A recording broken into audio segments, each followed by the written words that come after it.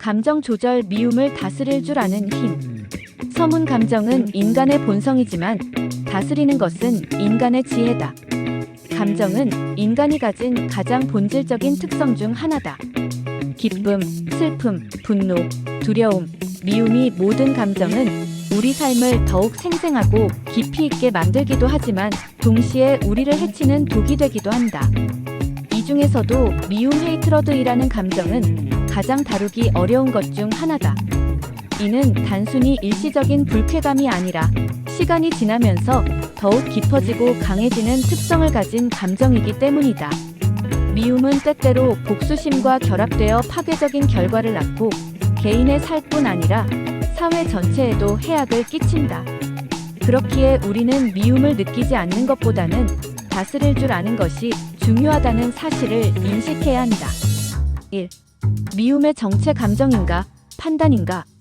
미움은 단순한 감정으로 보일 수 있지만 그 속을 들여다보면 복잡한 인식의 결과임을 알 수 있다.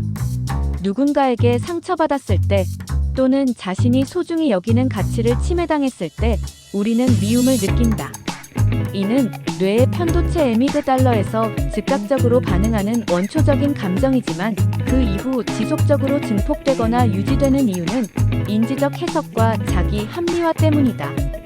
예를 들어 직장 상사가 자신에게 불공평한 평가를 내렸다고 느낀다면 그 순간에는 분노가 일어나고 시간이 지나면서 그 상사는 나를 싫어해. 나는 억울하다. 나는 이런 대우를 받아서는 안 된다는 생각이 반복되며 미움이 자리 잡게 된다. 이런 식으로 미움은 감정적 반응과 이성적 판단이 결합된 복합적 구조를 지닌다. 감정적 반응이 주는 손해. 감정적 반응은 짧은 순간 강한 동기를 부여할 수 있지만 장기적으로 보면 오히려 자기 파괴적인 결과를 낳을 수 있다. 특히 미움에서 비롯된 분노, 보복심, 냉소주의는 다음과 같은 부작용을 가져온다. 인간관계의 파괴. 미움은 타인에 대한 신뢰를 무너뜨리고 결국 고립을 초래한다. 신뢰는 관계의 기반이며 감정적으로 대응할수록 그것은 쉽게 부서진다. 판단력 저하. 감정에 휘둘릴 때 우리는 이성적인 판단을 내릴 수 없다. 중요한 결정일수록 감정은 치명적인 오류를 불러온다. 스트레스와 건강 문제. 미움과 분노는 우리 뇌와 몸에 스트레스를 유발하며 이는 심혈관 질환, 면역력 저하, 불면증 등 다양한 문제로 이어진다. 명예 손상. 충동적으로 감정을 표출하면 일시적으로는 속이 시원할지 모르지만 주변 사람들의 신뢰와 존경을 잃게 된다. 명예는 자신의 행동을 통제할 때 유지된다는 말은 바로 이런 이유에서다. 3. 감정을 다스린 위인들의 사례. 3.1. 마하트마 간디 분노를 평화로 이끈 지도자. 간디는 인도 독립운동을 폭력이 아닌 비폭력 NON-VIOLENCU로 이끌었다. 그는 수많은 차별과 억압을 당하면서도 감정에 휘둘리지 않고 끝까지 인내와 평화를 선택했다. 간디는 눈에는 눈이라는 논리가 온 세상을 장님으로 만든다고 경고했다. 3.2. 넬슨 만델라, 감옥에서 용서를 배운 사나이. 27년을 감옥에서 보낸 만델라는 출소 후 자신의 억압자들에게 복수를 선택하지 않았다. 오히려 용서와 화해를 통해 남아공의 민주화를 이끌었다. 그는 나는 감옥에서 나올 때 내 미움도 함께 버렸다고 회고했다. 이처럼 감정의 초월은 위대한 변화를 이끌 수 있다. 4. 감정의 뿌리를 이해하라. 감정은 단지 겉으로 드러나는 반응이 아니라 그 뿌리는 우리의 사고방식, 과거 경험, 가치관, 기대치 등에 깊이 연결되어 있다. 예를 들어 누군가의 무례한 발언에 유독 민감하게 반응하는 사람은 과거에 유사한 상처를 겪었거나 자신이 약하다고 느끼는 부분을 건드렸기 때문이다. 감정을 조절하기 위해서는 우선 내 감정이 왜 생겼는지를 스스로 파악해야 한다. 지금 이 화는 정말 저 사람 때문일까?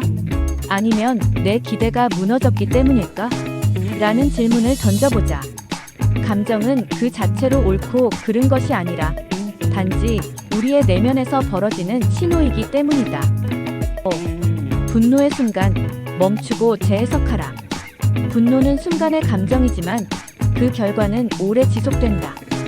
감정적으로 반응하는 순간 우리는 명예를 잃을 수 있고 사람과의 신뢰도 무너질 수 있다. 중요한 것은 분노의 순간에 멈추는 힘이다. 심리학에서는 이것을 자기 조절이라 부르며 실제로도 이 능력은 인생 전반에 걸쳐 매우 중요한 영향을 미친다. 우리가 분노할 때 뇌의 편도체 에미그달러가 활성화되어 본능적인 공격 반응을 유도하지만 이때 전전두엽 프리프론털 코텍스에 개입하면 우리는 상황을 다시 해석하고 반응을 선택할 수 있게 된다. 즉, 멈춤은 단순한 행동 제어가 아니라 뇌의 고등 기능을 활용하는 고차원적 반응이다. 6. 감정의 언어를 배워라. 자신의 감정을 정확히 인식하고 그것을 언어로 표현할 수 있는 능력을 감정 지능 이모셔널 인텔러전스의 핵심이라고 한다. 예를 들어 단순히 화났다가 아니라 나는 무시당했다고 느껴서 속상하다고 말하는 것이 훨씬 효과적이다. 감정을 언어로 표현할 수 있는 사람은 갈등을 피하는 것이 아니라 건강한 방식으로 해결해간다. 미움을 다스리는 것도 이 언어에서 시작된다. 내 감정을 상대에게 강요하거나 억지로 이해시키려 하지 말고 정확하게 전달하는 것이 먼저다. 7. 침묵은 때로 가장 강한 감정 조절법이다. 우리는 때로 말로 싸움을 부추긴다. 특히 감정이 격해졌을 때 침묵은 겁쟁이의 방식이 아니라 고수의 기술이 될 수 있다. 침묵은 상대를 제압하기 위한 수단이 아니라 자신의 내면을 돌아보고 감정을 가라앉히는 데 유용한 도구다. 고대 철학자들은 침묵을 행동하지 않는 지혜라고 표현했다. 침묵은 감정을 억누르거나 부정하는 것이 아니라 감정을 다스리는 가장 품위 있는 방식 중 하나이다. 8. 감정을 다스리는 실제 전략. 감정 조절이 중요한 것은 누구나 알고 있지만 실제로 이를 실행하는 것은 쉽지 않다.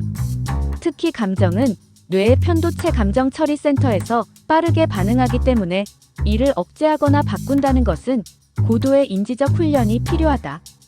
다음은 실제적으로 감정을 조절하는 데 도움이 되는 전략들이다. 인지적 재해석 카그니티브 REAPPRAI 셋. 어떤 상황에서 감정적으로 반응하기 전에 그 상황을 다르게 해석하려는 노력이다. 예를 들어 누군가 무례한 말을 했을 때 저 사람이 나를 싫어하나 봐라는 해석 대신 저 사람도 무언가 힘든 일이 있었겠지라고 바라보는 것이다. 이처럼 사건의 원인을 다르게 해석하면 감정의 강도도 줄어든다.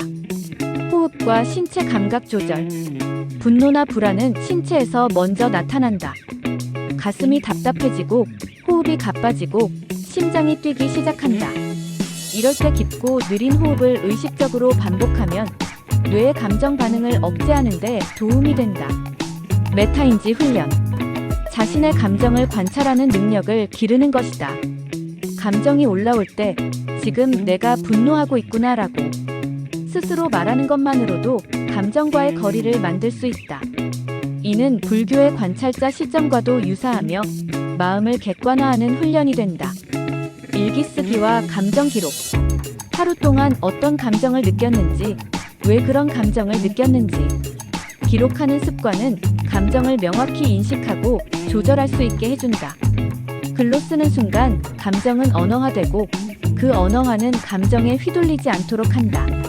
타인의 입장 상상하기. 감정적 반응을 억제하는 가장 효과적인 방법 중 하나는 상대방의 입장을 상상해보는 것이다. 상대가 그런 말을 한 이유, 그런 행동을 한 배경을 생각해보면 공감이 생기고 그 공감은 감정을 누그러뜨린다. 9. 감정 조절과 리더십. 리더는 감정을 관리하는 전문가여야 한다. 조직 내에서 감정을 즉시 표현하는 리더는 신뢰를 잃기 쉽고 결정력도 떨어진다. 반면 상황에 따라 적절한 감정을 선택하고 자신과 타인의 감정을 읽으며 전략적으로 대응하는 리더는 탁월한 통솔력을 발휘할 수 있다. 감정 지능 EQ이 높은 리더는 말과 행동을 통해 조직의 분위기를 안정시키고 위기 상황에서도 냉철한 판단을 내릴 수 있다. 역사적으로도 가장 존경받는 리더들은 감정을 조절할 줄 아는 이들이었다. 10. 감정 조절의 한계 인정하기. 감정을 완전히 억제하거나 항상 이상적으로 조절하는 것은 사실상 불가능하다. 인간은 감정을 가진 존재이며 어떤 상황에서도 전혀 흔들리지 않는다는 것은 초인이 아닌 이상 어려운 일이다. 그러므로 감정 조절의 이상적인 목표는 완벽한 억제가 아니라 균형 있는 조절이다. 예를 들어 사랑하는 사람이 다치거나 억울한 일을 당했을 때 분노나 슬픔을 느끼는 것은 당연하다. 이때 자신에게 절대 감정을 느끼지 말아야 한다고 강요하면 오히려 감정을 억누르려는 스트레스가 더 큰 해를 끼칠 수 있다. 중요한 것은 그 감정을 어떻게 표현하느냐, 그리고 그 감정에 얼마나 오래 머무르느냐는 것이다. 11. 감정 표현과 억제의 균형. 감정을 조절한다는 것이 반드시 감정을 억누르고 표현하지 않는 것을 의미하지는 않는다. 감정은 억눌릴수록 안으로 쌓이고 이는 우울, 불안, 신체 질환 등으로 나타날 수 있다. 따라서 감정을 적절히 표현하는 것도 건강한 감정 조절의 일부다. 안전한 공간에서 감정 표현하기 신뢰할 수 있는 친구, 가족, 상담가와의 대화를 통해 감정을 털어놓는 것은 감정의 해소에 도움이 된다. 창조적 활동을 통한 감정 해소 글쓰기, 그림 그리기, 음악 듣기 혹은 연주하기 등은 감정을 비폭력적으로 표현하고 정화할 수 있는 훌륭한 방법이다. 신체 활동 운동은 감정의 해소뿐만 아니라 뇌의 세로토닌과 도파민 분비를 증가시켜 정서적 안정에 기여한다. 12. 감정의 건강한 수용과 활용. 감정은 억제하거나 제거해야 할 대상이 아니라 삶을 더 풍요롭게 만드는 정보의 한 형태로 이해되어야 한다. 슬픔은 소중한 것을 잃은 상실감을 알리고, 분노는 불의에 대한 경고를 주며, 두려움은 위험을 피하도록 만든다. 감정을 인식하고 그 감정의 메시지를 해석하며 그것을 삶에 유익하게 활용할 수 있는 사람은 진정한 자기 통제력을 갖춘 사람이다. 이러한 사람은 위기 상황에서도 침착함을 유지하고 갈등 상황에서도 냉정한 판단을 할 수 있으며 타인의 감정을 존중하는 성숙한 인간관계를 형성할 수 있다. 13. 감정 조절을 통한 삶의 질 향상. 감정 조절이 가능한 사람은 대인 관계에서의 갈등이 줄어들고 스트레스를 효과적으로 다스릴 수 있으며 인생의 만족도 또한 높아진다. 직장에서의 평가, 가족과의 관계, 친구들과의 유대감, 심지어 건강까지도 감정 조절 능력과 직결된다. 감정을 조절할 수 있다는 것은 삶의 질 퀄러티 오브 라이프를 높이는 핵심 역량이다. 요즘처럼 불확실성이 높은 사회에서는 자신을 보호하는 하나의 방어막이자 원하는 목표를 이룰 수 있는 추진력이 된다.